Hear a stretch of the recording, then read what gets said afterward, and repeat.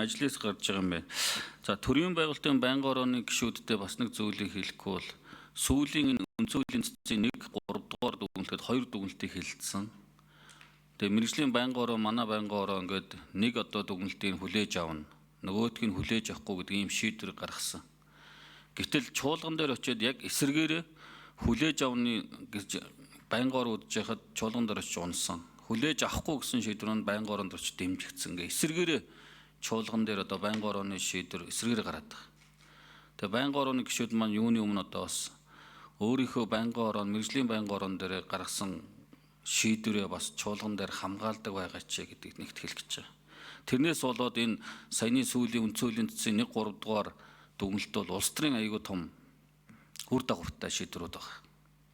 Одоо та бид нартай бүгдээрэнтэй ч холбоотой. Одоо энэ ажлын хэсэг дээр 3 дугаар цэцгийн 3 дугаар дүгнэлт бол сонгуулийн жил эхэлснээс хойш улсын хурлын гишүүд ямар ч тайлан уулзалт хийж болохгүй, хэвлэмэл материал тайлан тарааж болохгүйгээр ингээд ийм гомдол байсан, энийг хүлээгээд авчихсан.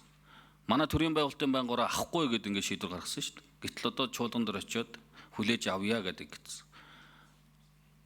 За тэгэхээр одоо энэ хуулиараа 15 хоногийн дотор хүлээж авсантай холбогдуулж хуулийн төслийг нийцүүлж оруулж ирэх ёстой юм байна. Тэгэхээр одоо энэ манай байнгын ороонд хариалагдж байгаа улс төрийн намуудын төлөөлөлд энэ ажлын хэсэгт орсон байна. Тухайлбал Батбаатар гишүүн, Иргэний зэрэг ногоон нам, Уян гişиг гишүүн, Хүн нам, Арслан намаас Шижир гишүүн. За ингээд бид 5 ажиллах юм байна. Тэгэхээр хугацаа их богино. Тэгэхээр та бүхэн бас одоо намууд дээр бүлэг дээрээ яриад энэ асуудлын гарц гаргалгаа юу байж болох вэ? Уг нь бол улсын хурлын гишүүний бүрийн эрхийн хугацаа 4 жил шүү дээ. За энэнгээр энэ цэцгийн дүгнэлтээр үзвэл үндсэндээ 3.6 жил болох нь шүү дээ.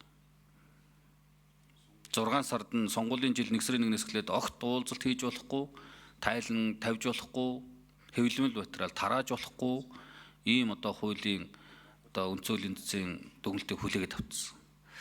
Энэ дээр та бүхнийг жоохон ач холбогдол өгөөд ямар гарц гаргалгаа байж хуулинд нийцүүлж энэ цэцгийн дүгнэлтэд нийцүүлж хуулиа өөрчлөх вэ гэдгийг хэдүүлээ бас нэг бүлэг дээрээч тэг ажлын хэсэг дээрээч бас ажлын хэсэгт орсон гишүүдээрээ дамжуулж бүлгээсээ бас нэг ярилцаж чиглэл өгөөрэй гэдгийг хэлье.